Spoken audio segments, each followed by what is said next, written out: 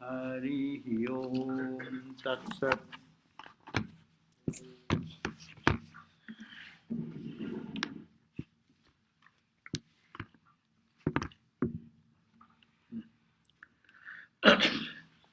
Om, may Brahman protect us, both the teacher and the student, equally. May he enable us to share the benefit of learning equally. May we be equally strong to grasp the meaning of the learning. May the learning be equally fruitful to us. May we never be jealous of each other. Peace, peace, peace. Now, who can say where did he end?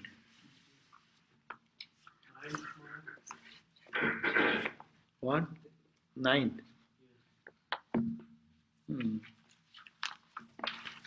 So this chapter is very interesting because it speaks about the Atman, and that was the question which Nachiket asked, and he, according to that assurance, here Yama, the god of death, is teaching what is called Brahman.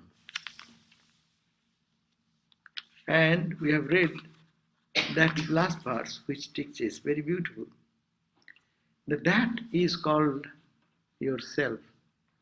Ya esha sarveshu jagarti kamang kamang purusho nirmimana. Page 146. That person, that reality, esha sukteshu, when everything goes to sleep, or jagarti, he remains awakened. Everything goes to sleep, but the truth remains always awake, alert, witness, consciousness. And he supplies kamang kamang purusho nirmimano, and satisfying everyone's desire. Without that consciousness, how the mind will desire anything? Without that consciousness, how one will act for achieving that goal, what he desires for. So, that consciousness, which is all beings are asleep, and there is one being who remains awake, and he goes on producing one desire after another. That means behind that consciousness, mind is functioning. Actually, mind is creating, but you can say, actually, it is supported by that consciousness behind. So all the objects and the desire is coming. Who is the propelling force behind that? Who is behind everything good and bad is that divine, and that is the Atman. It is this being who is pure. Tadeva Shukram Tad Brahma. That is the all pure, extremely pure. Shukra means Subra. Subra means stainless, pure. That Shubram, Shukram, and that is called Tad Brahma, that is the Brahman. Tadevo Amritam Uchyate, that is called Amrita, that is the nectar, that is the immortality, that has been said. Tasmin loka sita sarva, sarve lokaha, all these planes of existence, this plane of earth, or heaven, or so many planes in Hindu thought is there, all rest on that substratum. That is he is the support. And sarve tadu no atteti kaschana. No one can surpass that reality. Everything rests on that reality, but no one can surpass that. That means he is the ultimate. Beautiful idea. So, as I said, these are mantras for meditation. Just think, sa, yaisho, shukteshu. Everything in the world goes to sleep. Everything moves in the world in action. But that consciousness, he does not sleep. Everyone sleeps, but he does not sleep. A beautiful thought process that he is awake. We say God is always watching what you do. In simple language, you cannot hide God. You can close your room and shut everything, and no one in the world can see. But whatever you do, God sees that. That's a very common statement. But how that? Vedantic way. It is here all the time. He is the observer. He is the supporter. He is the light of the light. Because of his light, the light comes through our eyes. Because of his presence, we feel the warmth of the body. So it is that tremendous energy which manifests through this level. So that is. I understand the thought, the way it is developed, but it seems a little strange when you say when all beings are asleep, there's one who remains awake and keeps on producing desire after desire. I mean, the one who is awake when all are asleep, who is Shubram, who is pure, stateless, and so on, one would associate with the Sakshi, the witness. He does not. If he associates, he will not be entangled.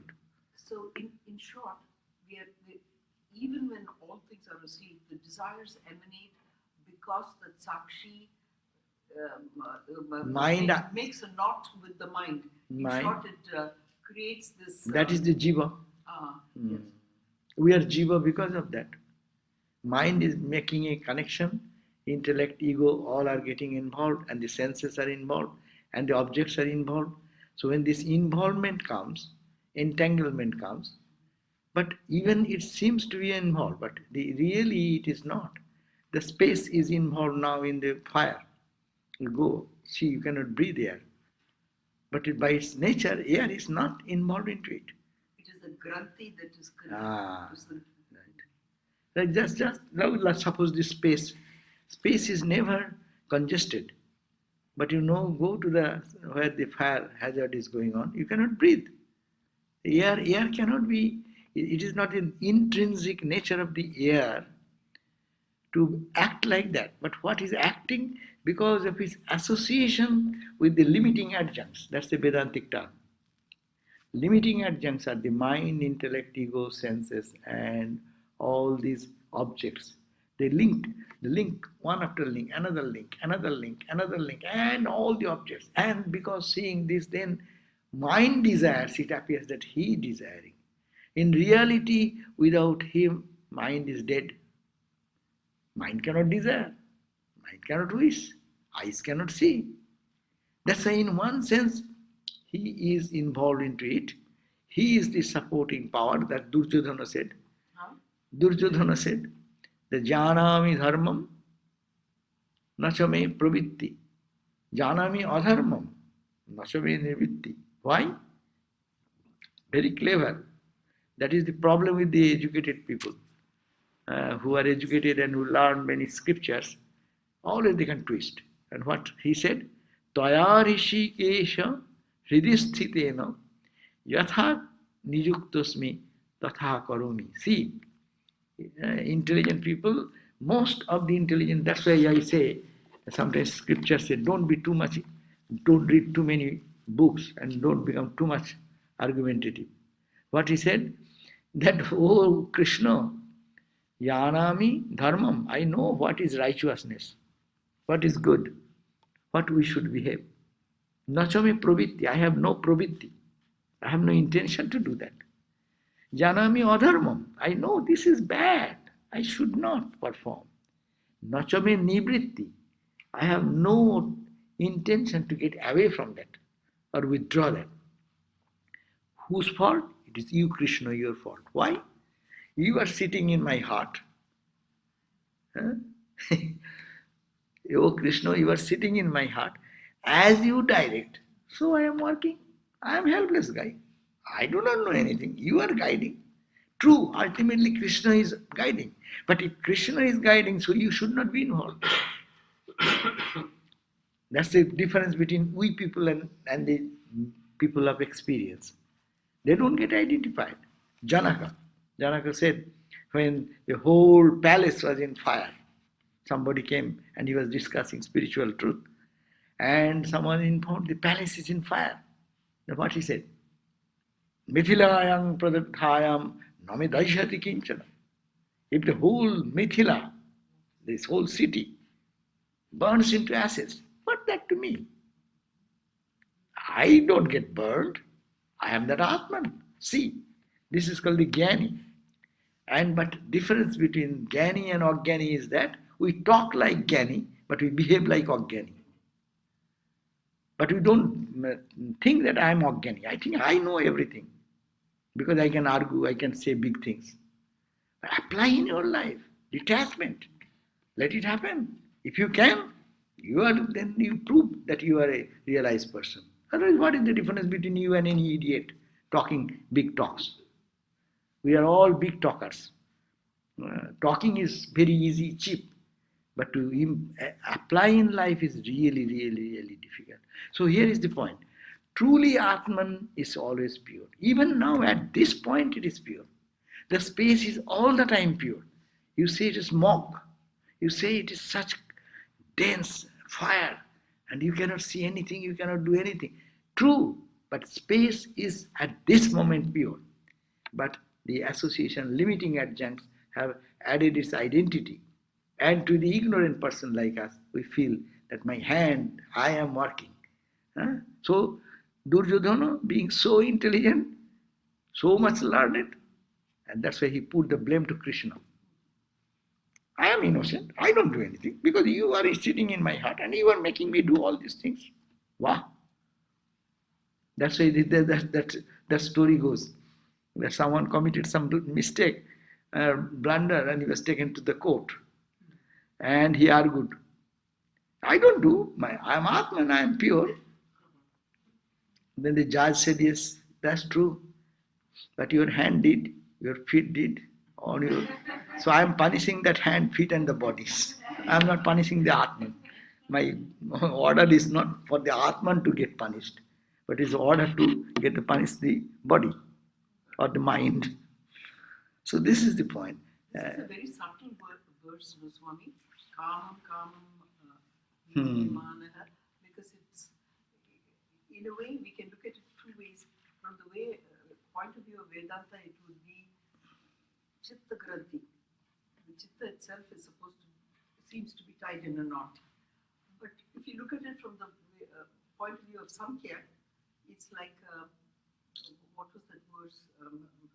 Quote, Loha Pinda, Tapta Loha Pinda. Why is the iron ball hot? Not because it willed it. Tapta Loha Pinda is because of the heat of the heat of, which is a Sankhya, point of view of Sankhya. But Vedanta would say it is Chitta Granthi because the same consciousness thing itself appears to be in a knotted to form that ego nexus. The definition of ego is that knot between Chitta. Yeah, that is almost, they are speaking in a subtle way, you see that they are meaning the same, because the heat, which is, whose real nature is to burn, is getting associated not with that which is a matter, which has no power of that.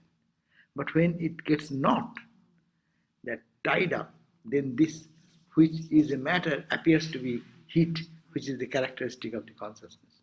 So similarly, here also, there will be subtle distinction, but for a spiritual seeker, we can make a harmony to understand this. Actually, there very meaning. Subtle point, Swami, very subtle point when you talk of kamam, Who producing one desire after another, yes. Who produces? Atman. You say Atman produces. Atman cannot produce. But Atman identified with the ego or ego identified with the Atman, he feels this is my desire. And he feels that in the mind that I should have to fulfill this desire. And then he instructs his hand and feet to do this way, that way, or mouth to speak like that, to bring it into action. But the main thing is that we have to hit the ground, and that is the subhro. ever pure, ever stainless, that Atman behind. And the whole universe, which is multiple appearances, all are set on the platform of that consciousness. And that is the, oh Nachiketa, etad vaitat. You have asked that question, that what is that truth? This is that truth. Now, giving what you are saying, you're giving a practical example exactly like that. He says that next verse, 147 or 148. Agnirijathaiko bhuvanam pravishto. Jathaiko bhuvanam pravishto. Rupam pratirupo babhuva. Rupam pratirupo babhuva. Ekastatha sarvabhutantaratma. Ekastatha sarvabhutantaratma. Rupam pratirupo bahischa. Rupam pratirupo bahischa. This is beautiful verse. We quote it several times. That Agni, as you know, as the fire, one fire. Fire is only fire. Jatha eko, being one. Bhuvanam pravisya, entering into the earth. It rupang pratirupa babhu. It becomes a different color, flame. See, when it burning a oak tree, its color is one. When it is burning a house, its color is different. When it is in the oil tank, it is different. When it is bursting upon some salt or some salty thing, its color is different. But fire is only one. Why it is color different? Because it's association, it's proximity. So the Atman being one, that's why I said, E Agni, the fire, Yatha, as, is Eko, that's only one. Bhuvanam Pravishto, entering into this world of duality, multiplicity. Rupang, it takes the roop, it takes the form of that object. As you are talking about, suppose you take a iron ring. The iron ring you put on the fire. What will you see? The fire is ring-like. You take a stick-like, rod-like thing and heat it totally. If it is iron red hot, you see it is a straight line. The heat is neither, fire is not like a rod, neither like a circle, neither like a eclipse, neither like a ball. It is only heat. But it takes the form wherever it goes. As also I have given the example, the item of the object, their color it takes. It has no color of its own. Atman has no color of its own. Then therefore, similarly, ekastatha, this Atman is only one. And that who is that one? Sarva bhuta antaratma, who is sitting as indweller in all the living being. Actually, he is dwelling here in all of us. But we don't recognize that, we don't know that. Even we hear that, we don't believe in it. And we take the credit. I did that, I do. As much I, so much is our battering from God. I did it, I did that, I went there, I didn't go there, I. From morning we always say I.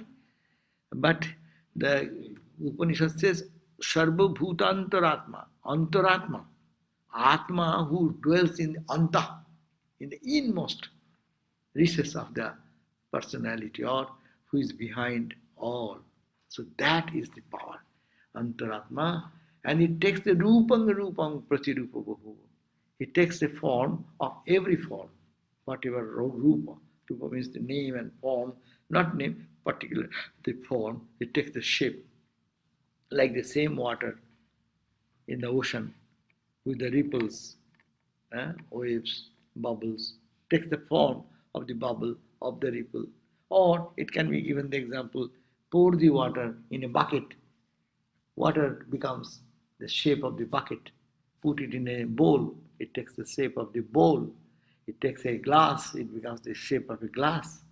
So it has no color of its own.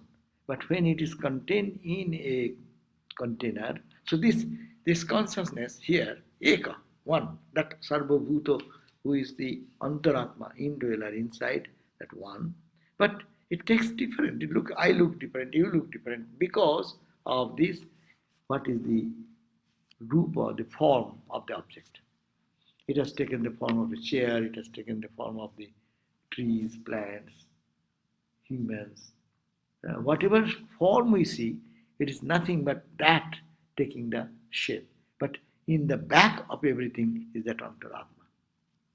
And not only Antaratma, it's Bohishcha, outside, inside and outside, it is nothing but that and that. The example, as I said, a ring of fire, a ring, iron ring, red hot.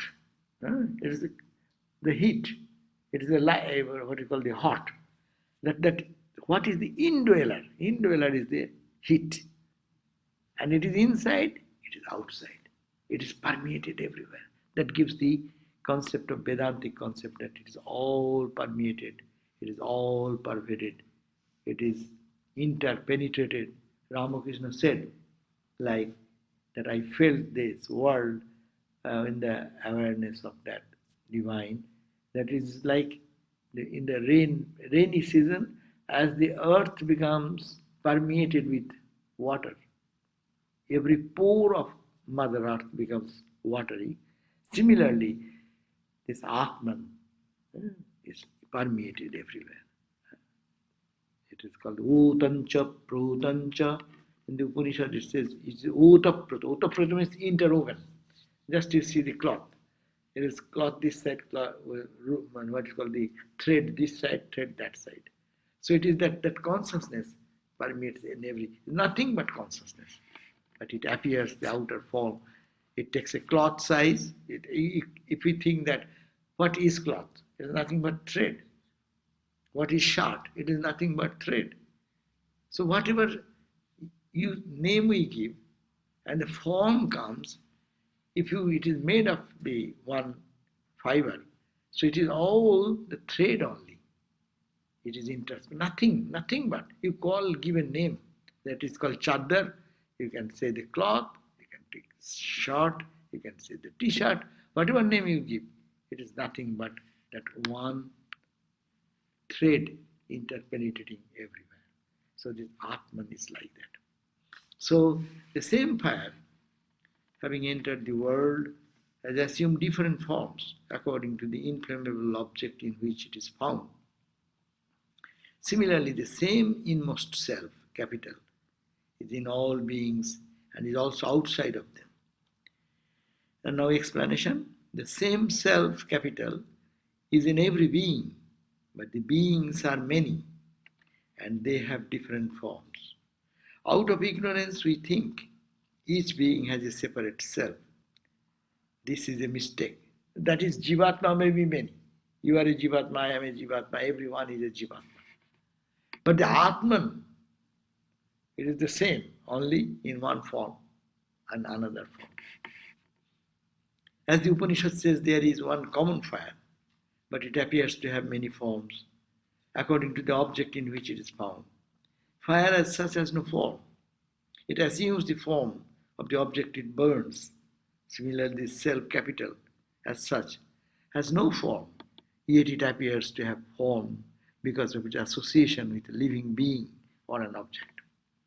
The self-capital is like space everywhere, in everything and always formless.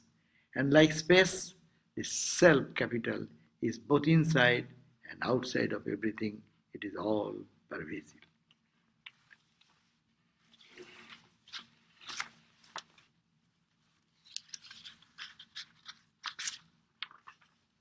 Here, little more explanation is there.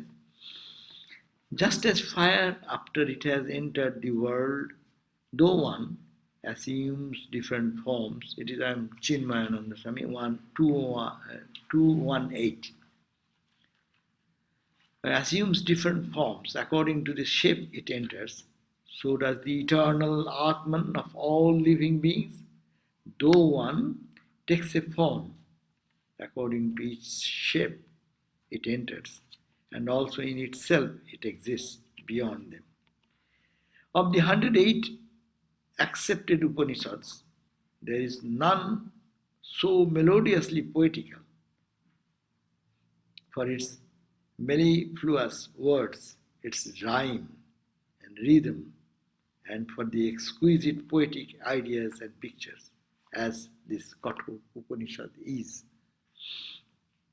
It would be a safe commentary to say that Kathopanishad is a touchstone for both poetry and philosophy in Sanskrit literature.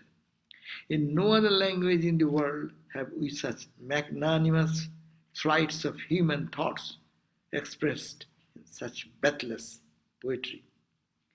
In Kathopanishad, we have a love-kindled arbor where poetry quotes successfully her paramount philosophy. It's a beautiful way, he says. Yeah, sometimes Vedanta is dry, no? But this, in the Kathopanishad, it is presented in such a way, it's really very poetic.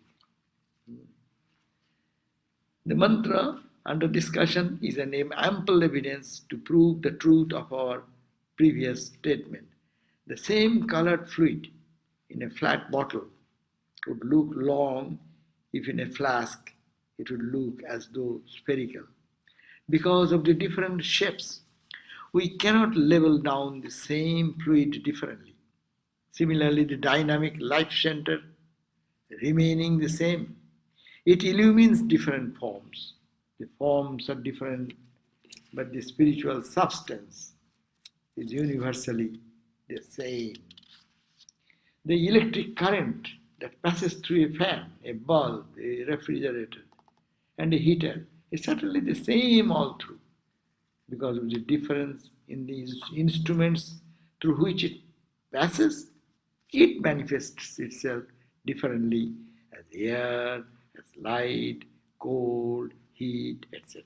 A beautiful example. The electricity is in the background, but it is somewhere it is a heater, somewhere it is a cooler, somewhere it is a air fanning. Its function is different, but it is one electricity. So you can blame all these good and bad things because of the electricity. It may be a red bulb, it may be blue, it may be whatever color, but electricity is unattached.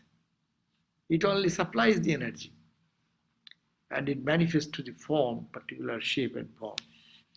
Thus it is that you are not me, nor I you, because my mind is constituted differently from yours. Yet our Atman is the same. I am not you because I look different. My body is different, your body is different. My mind is different, your mind is different. My understanding, intellect is one, yours is another. So we are different. But you go to the background, there we are all one. Bahi means beyond also. Bahi means outside. Bahi also means beyond. Pure consciousness, the all-pervading truth, certainly presides over every form, vitalizing every cell in them. But, adds the Shruti, truth is not limited to cover only the area or extent occupied by the manifested life. Yeah, God is not finished within this boundary of my body. No? If you say God is seated inside, that means you may think that it is limited and it is only shining this body only. No?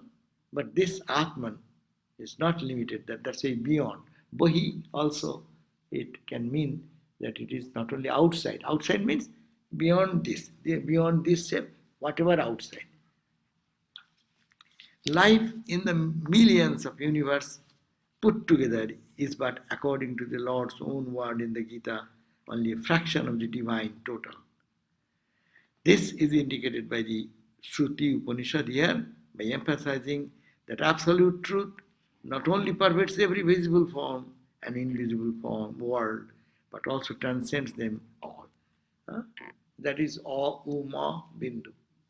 That is the idea. Mandukya says, this world, that world, that world, it permeates everything, and if you can think something beyond, that is also that Atman. Now the same example is given in the next verse. It is very poetic. Similarly, first they say fire, now they say about air.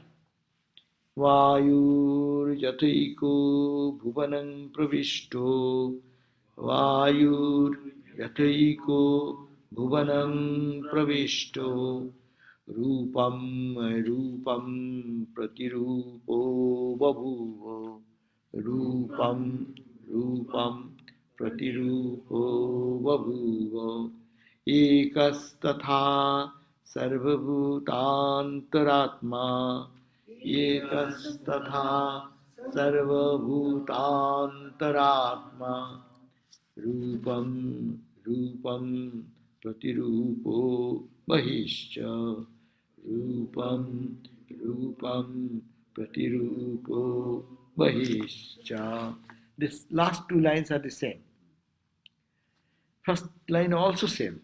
Only first one we talked about the Agni Jataiko, and here is Vayur Jataiko. This is the only one word change. Look at the two verses. Only change is the first word. First word says Agni, only the word Agni, Jathaiko. Here also Vayu, only the word Agni and Vayu.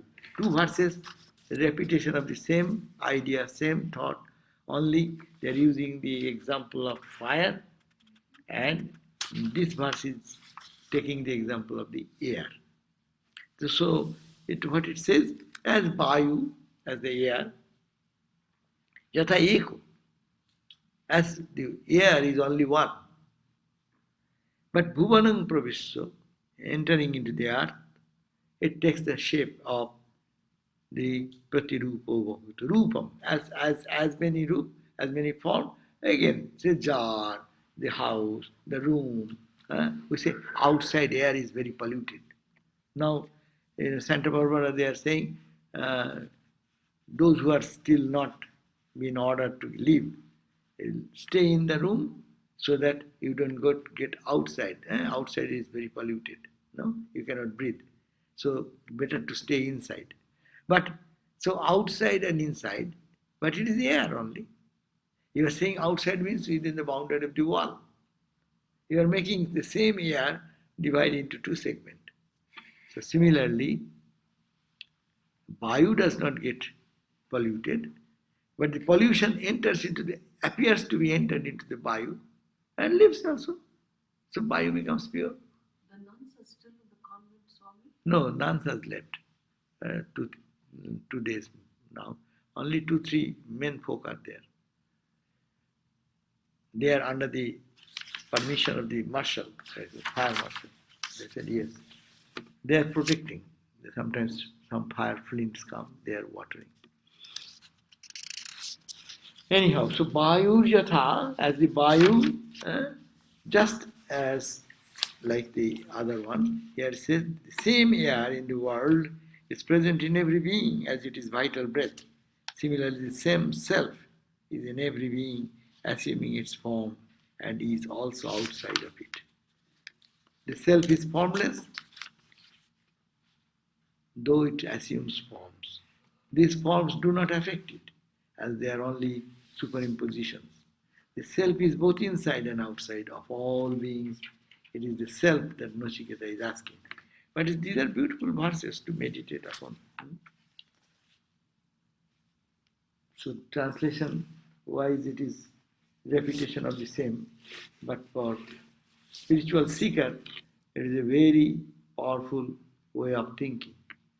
That one Atman in me and the whole universe, the same Atman, but formed as if it is a jar, it is a bottle, it is a kettle, it is a glass, it is a bowl, all different shapes and size, but contain the object is same. And if you say in between, that's why I say it is beyond also. In inside, it is totally that Atman, and what is beyond, that is also same. Like the Vayu is inside the room and outside the room also. Similarly, all the forms are separate, but nothing is separate in essence. So this translation is like that, 220 page. Just as air, after it has entered the world, though one, assumes different forms according to the shape it enters. So the internal Atman of all living beings, though one, assumes forms according to each shape it enters, and in itself it exists beyond them also. You may say, why this question is they are raising? Inside, outside, this, that. Is it not? One word, God, Brahman is everywhere. Finish. Why are you talking about this inside, that outside, this form, that form? Why? What will be the question? Yeah.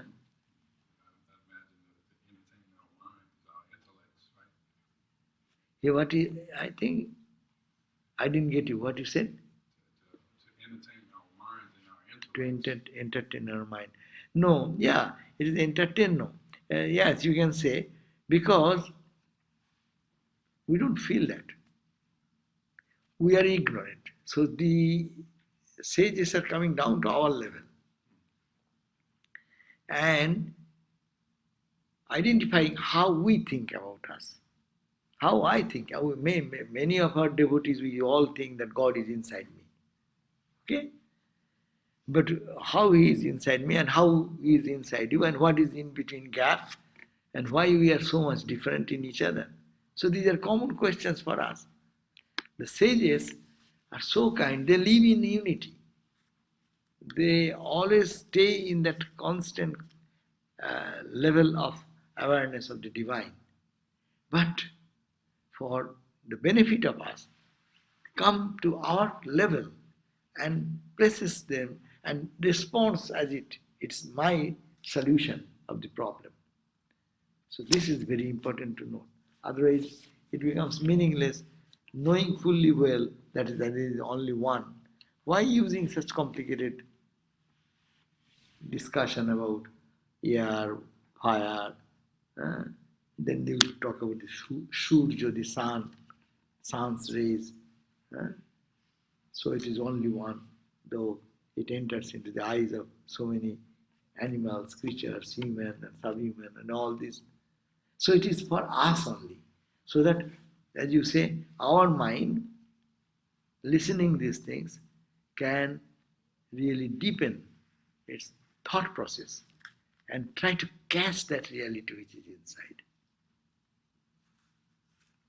The problem with this kind of poetic description is it ends up confusing people more because it gives an idea that Atman is some sort of a, like ocean which is all over, but it changes form according to the. But it doesn't change form. There is no parts. That's No why they're Atman saying that outside cannot also. change. No, it is good. That confusion will help us to understand the truth more. Unless one has doubt, unless one is really confused, then how he will come out of the confusion? We are in the middle of the confusion. Listen what he has said. Antas Bahishcha. Immediately the question, yes, he is in the shape. It gives an idea that this is one shape and it is inside. No, Bahishcha. So you go beyond. And then you see another form. Yes, that inside and Bahishcha. Expand like that. So let's say, as science says that this is just an infinite ocean of particles, subatomic particles, whatever you may call it, right? That same thing will apply. If I just replace Atman with an ocean of particles, that will also be inside this body, outside this body, everywhere, all pervading. Those particles are formless, that ocean of particles is formless, but it kinds of assumes this form, which is appears as this form, but that would be a completely incorrect understanding of Atman. Because Atman is not an ocean of particles. Atman is partless. And it cannot take any form, because what will take form if it is partless? It doesn't have any particles to take form. So, but my problem with this kind of description is that it just makes us think as if Atman is an ocean of particles, and it moves us more towards Parinamavada rather than Vivartavada. No, Parinamavada it is depending on the student. But as you said, if you go to the particle, that you are understanding there is one particle. That you have advanced much. Think about the science. What is the position of science in early days? Each science is different, this, that. Now you see Swamiji was so happy that each science is turning towards one fundamental, you call energy, you call particle, whatever language you are bringing in different sciences. So it is going towards that oneness. But that oneness will, so long we are talking about this, it is some matter. Because it's through the mind we are talking. We have to go beyond that. So that's why it's more introspective, one step further, we have to move on. If one can go to, if suppose really he's what an advanced person, he does not see the multiplicity, suppose, who looks at one particle in the whole universe, looking at every form and name, if his mind resonates into that sense of oneness, one energy all over, how much development in life he has done, his anger, his frustration, his all the little pettiness of the character is dissolved. That pure heart, they are very close to the truth, as if he has advanced to the learning. That's why para, apara, both are important, and that they have been given. What you said is, apparently, it is not leading us to the goal and giving a misconception that is like a matter, like some energy, no? Higgs boson particle, no? That particle, that's energy. But if one can see, really stand on that platform, what I will see, if I have that understanding, I will look at the whole this room, what I shall see. Wherever I think, it is all one energy, one particle. And that is great development. And they are only penetrate another level. What is matter? And then one, when it comes to one is close to the infinity. And infinity will have no division. And when they get that intuition comes, because the mind has expanded so big. I think that is the benefit, thinking of. Yes, it can create confusion because you can see that this is Atman. The Asura, that is the Devasura, that Nindra and Virochana, that story of the Upanishad. They went to the same Guru, and the same Guru says, this is your Atman. Esha to Atma. See, is it not confusion? The teacher, to both the student came. One is the god of gods, Indra. Another is the god or the boss of the demons. So both of them thought that if we go to the Guru, and Guru gives us the science of knowledge of the Atman, then we will be immortal. Say, that is we have heard. So let us go. And it happened that both appeared before the Guru and questioned that, sir, I have heard that knowing that reality, one becomes ajaro, amaro, amrito. It becomes like that. Please teach us. And then Guru said, okay, I cannot teach you now. So go and do austerities. That means you do some penance to understand little bit. Your mind should be little fine to understand this truth. Anyone coming and putting big questions, they say, no, that is not the style. You go first, cool down and think really what you mean. And then after 32 years, they came back. Only 32 years. And when he came back, then Guru said, okay, now Let us go to the lake and see your, those days probably mirror was not available. Mirror. So, and see your, how do you look? You should look that beard, batted lock, 32 years they are doing austerity, penance, fasting, emaciated, look so shabby. Then said, okay, go now, shave yourself nicely, put oil, body oil, and very eat very well today, and fresh, and come to me next. And after that, they came. And what his Guru said, it's confusing. Esha to Atma. Guru pointed out like a finger, pointing out to the body. Esha to Atma. This is the Atma. Apahato Papma, which is beyond all papa. Apahato, where all sins have been wiped out. Bishoka, which is beyond all bereavement. Bijaro, means jara means jara. There is no old age. Bijara. Bimrittu, it's beyond death. Eshato atma, apahato patma, bishoko, bijara, bimrittu. That is your Atman. But pointed out.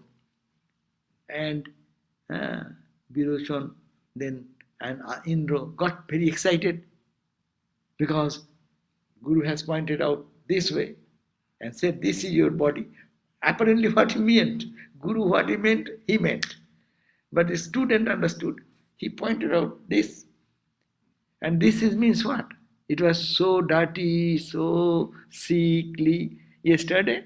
And we took little shower and this and that. I looked dressed up and I am so nice. So that means keep the body nicely. That is your Atman. And just entertain that. So both of them understood that. And they are happily going back home.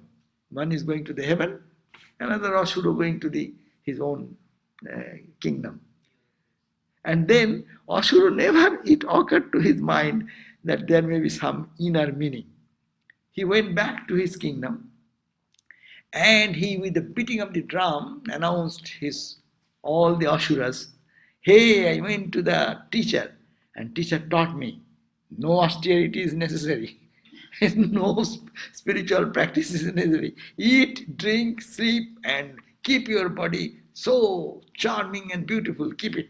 And that is the Atman, and you are immortal.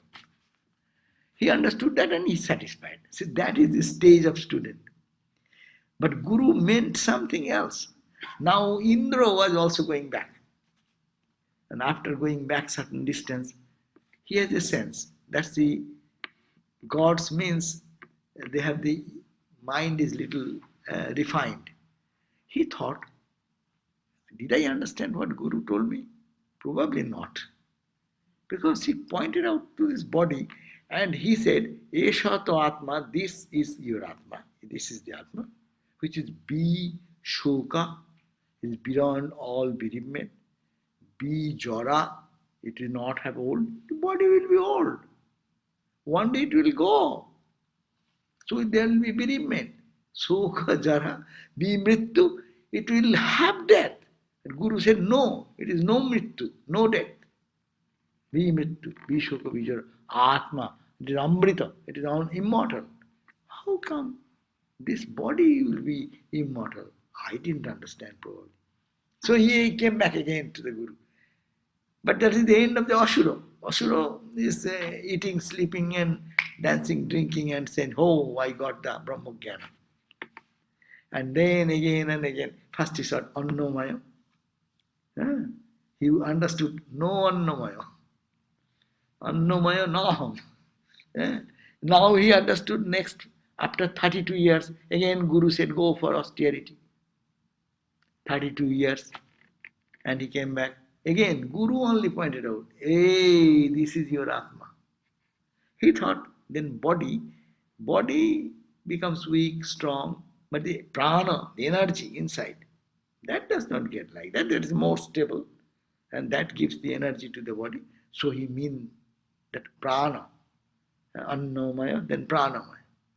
Then again he thought, no, energy goes up and down. This is always, we feel we are less energy. Buro, old people feel, I'm not getting any energy. So how can that be birthless, deathless, infinite, immortal self? No.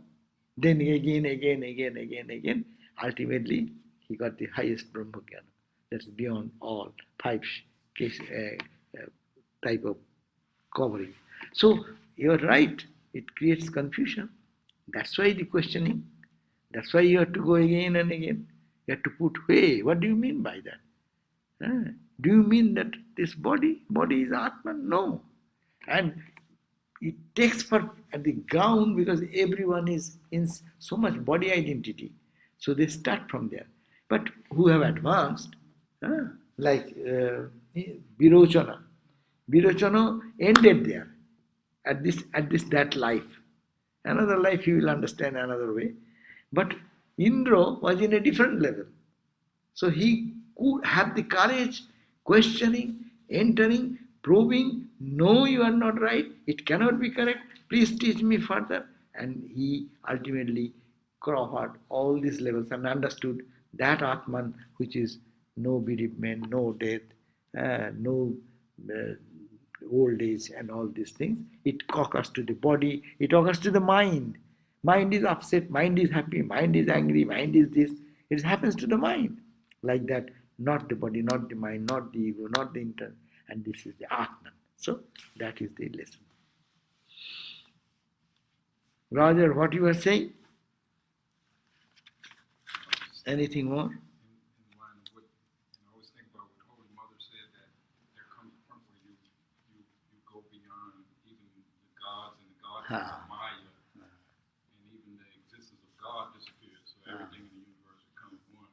I think that we eventually drop these different layers, body, senses, mind, intellect. Eventually drop all of that until you. Yeah, that we are talking about. What is called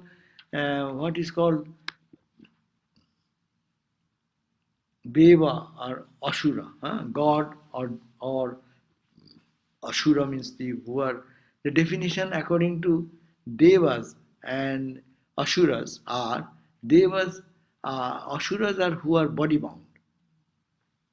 And they think I am the body. That's why Virochana falls in that category. He ended with that body. To nurture the body, to keep the body, only eat, give good nourishment, and enjoy the life what life can give. That is your Atman. He ended there.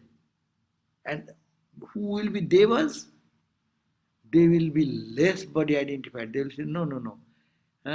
It is great. Next grade will be the energy level, that will be the mind level. Poets live in the mind world. No? Intellectuals live in the intellectual world. No? Buddhi. There are higher level, which is called the level of power, very subtle, beyond buddhi. That's another function of buddhi, which is called I. They live in the I consciousness, a very high level. But that is also a level. You have to transcend that. So the spiritual life is a journey like that. And that's why as less as one becomes aware of his own body, he will be expanding his identity with the universe more and more and more and more. And it goes on. And ultimately it becomes one with the infinite. And there you call he is a realized soul. So you transcend the Anandamaya Kosha. Yeah, Anandamaya Kosha. And Anandamaya Kosha is also called an obstacle. Kosha. Why? Ananda Prachuratvat. In the Vedanta Saga. When you go to that level of Anandamaya Kosha, it says that you get stuck there. Why? You don't want to go. It's such a pleasurable place, such a joy. And there is no other who can take away your joy. You and the infinite. There is no other limited personalities competing with you. There is no God, there is no goddess, there is no angel, there is nothing. It has come to the level that you are almost in the threshold of that ultimate experience. So that is the Anandamaya Kosha. But it's like the sattvic guna also being a thief. Sattvik is a thief. Yeah, Sattvik. But we are cultivating Sattvik quality first. Rajas to overcome the tamas, it go to Rajas. Rajas to the Sattva quality. That is our attempt. But those who have raised into Rajas, they will only try to go above Rajas to Sattva. And those who have reached Sattva, they want to jump out of Sattva. Sattva quality is compassion, holiness, or doing good to others. Ramakrishna said, when God comes, will you ask for hospital and dispensary? His question. That means even the charitable activity, generosity, love, and showing some help to others, it becomes a lower level. Because it is all God. Whom will you serve? Raja Maharaj used to say, shall God serve God? Can you help God? So that's a different level. So they are in the Sattvika level and transcending that level. And that is the, without transcending the Sattva thief, Raja Tamas thief, we'll have to get out of it. It's stealing our all assets. Tamasic. Tamas. And Rajas, that is also eating away our energy in wrong direction. Sattvika is giving also some joy, but that joy is not the holistic joy. Sattvika joy is also dependent on certain mood of the day. Even you cannot stay there all the time. So it can go and come, because that is also limiting me from the infinite reality, the Atman, separating me. Little separation is there, though not a big separation, but there is a separation. And to transcend that, just jump into the ocean. Jump into the ocean, that a drop merges into the ocean. Then it becomes ocean. There is a question, is there joy in losing yourself? Is there any joy? Who will enjoy then? There are some people put the question. That's why here comes the fight between the bhaktas and the gyanis. Will it not be monotonous? Well, the one way to think about it is the wave in the ocean. The wave is what? Water. The ocean is what? Water. So when the wave merges in the ocean, it's losing limitation. It's gaining greatly. Good. But you are saying it is Satchidananda. But if you start thinking about how you're going to lose your ego, then it looks like a whole negative process, and who wants to do it? Yeah, you but have to think in positive terms, otherwise there's no point in pursuing but spiritual practice. there are two ways of looking at. Yes, that is also true. You think that you are infinite as water, take as H2O. But my question is that, is it a higher state to merge, or is it a higher state to keep yourself little away? Well, that's a deep metaphysical mystery, because when you take somebody like Holy Mother Ramakrishna who come back, what was it that came back if there was no attributes in Brahman? There has to be some, like they said, they transcended, but they still was what? Some bhava, some subtle attributes that made it possible for them to come back. And that's true. I'm only saying that one should go for merging into Brahman. If you merge into Brahman, there is nobody. Who will enjoy whom? Yeah, but it's freedom from suffering. Yeah, that's a negative way of talking. But some people will may question, we want to enjoy, experience. We say infinite joy, infinite bliss. Who is saying that infinite joy? We all like to be thieves with a little pot of honey that we like to take sips out of. Good thieves. Our Swami Sarvadevananda gave a good response to this question. He says that really merging into it is greater, or just separating it, in the living in the duality is greater. He gave a good example. Suppose you are reading a book and you are very absorbed into that. Gradually you are getting absorbed. Swamiji, Ramakrishna said that we should have the right ego. Now, how would you describe a right ego? How many? How do you describe describe a ripe ego? Oh, ripe ego. Ripe ego will be not thinking of this I. They will identify, I am eating through every mouth. I am seeing through millions of eyes. That will be the right idea. Well, you were posing a very challenging question.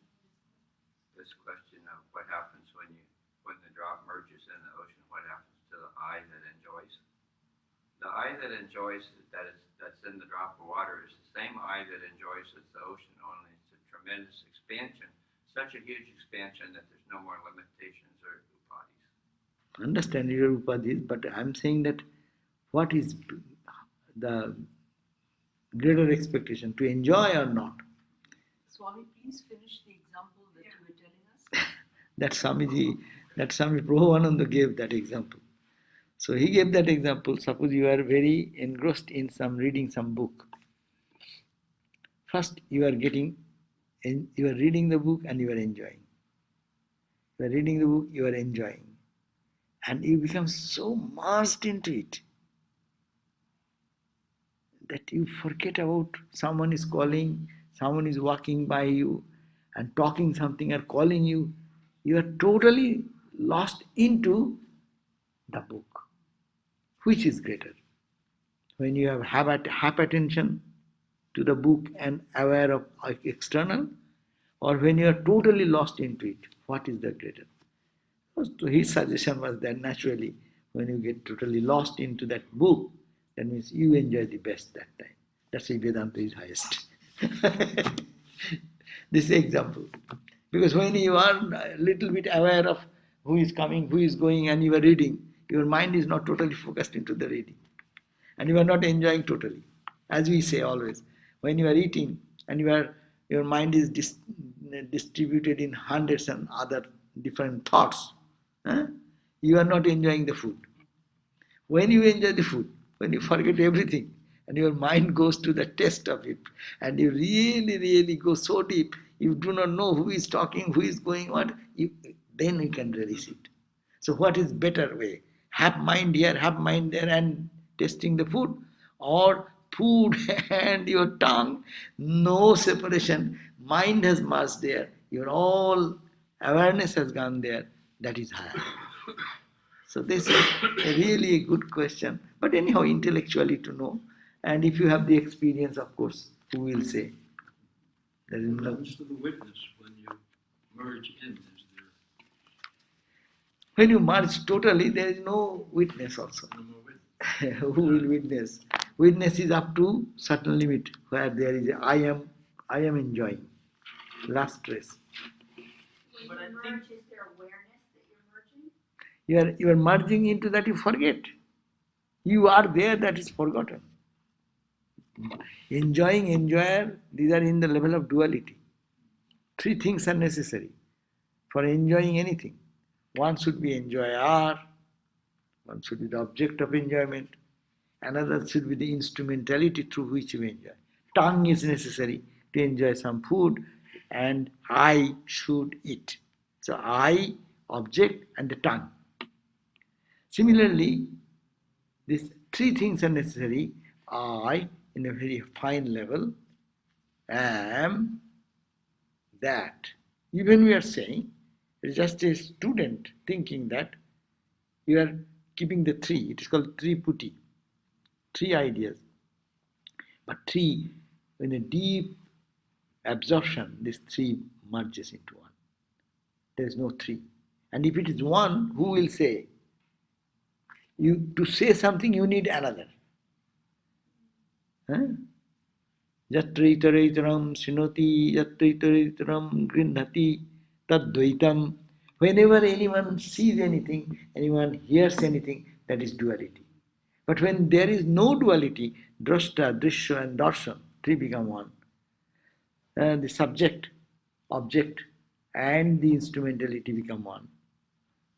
So who will say it is enjoying, it is good, it is bad? Only when they come back is a retroactive, retro equivalent. What is the terminology?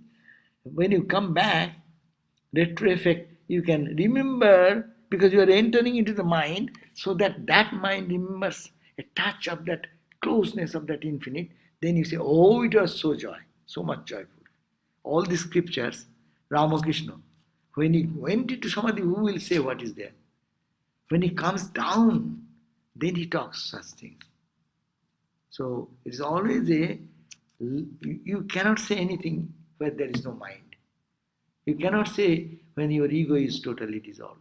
When you come back again into the ego, that is the ripe ego. And through that ripe ego, you experience, you talk, you can gradually express. You are an illumined soul, you can tell us how is that. So when you realize Satchidananda, you don't realize because there's nobody to it. There's nobody to. That's why you are only, that proves that absolute oneness. When you say oneness, we talk, we don't think about that. One, at the same time we think, I will enjoy. If it is one, who will enjoy whom? Two are needed to enjoy, no? In absolute one, who will enjoy whom? The Buddhists, when they say shunyata, then there is no thing. There's no thing. And we get all upset. But actually, that's exactly what Vedanta is saying. There isn't a thing. Yeah. Buddhism is also the problem I feel is that they say no thing, but they're not pointing back to the self. Yeah, no. That pointing back, Dasham, that you are the 10. They don't do that. Yeah, they don't do. Big miss. But See, but that's how we see it yeah, in the but Vedanta. But then you're back to the 10 things. They don't come back. So there is no thing. no, they can say that at that point we are saying nirvana. I am saying that there is nothing. Nothing. But the word is such a complicated area. Whenever in the word, there will be some confusion. But Thakur said, we have to take the Ramakrishna stand. Ramakrishna said, they are talking the same thing. Buddha could not express. That's why it's called Shunna. Or he didn't talk anything about that. None of the great ones ever really are able to tell us Yeah. what they saw. No. They merely say it was wonderful. Yeah. It was Anandam. But what Anandam is, it has no structure. No one can say that. If it is said, Ramakrishna said, it would have been defied. Exactly. If you say, if you can describe that infinity, then infinity, it does not remain infinity. That means whenever you can express, that becomes a limit. You can only describe limited thing, you cannot describe infinite. And infinite there is no two. So who will say? Very fundamental question is dropped there. It's a fundamental point that all religions make. Judaism, for example, will not say the word because it is so holy, it defines it, because it limits it. So also with Islam, it is so pure. Saying the word is limiting the word, limiting the concept that the word stands for. So ultimately all religions have that realization at its core. When there is a mystic experience, it is the same. Om Shahana Bhavatu Shahano Bhunaktu Sahaviryam Karavavahai Tejashvinabaditamastu Ma Vidvisha Bahai. Om Shanti Shanti Shanti. Peace, peace, peace. Okay, put these questions so that we can discuss more. And meditate when you go home. Take a verse and meditate. And when we are together, put questions and discuss. Let us discuss.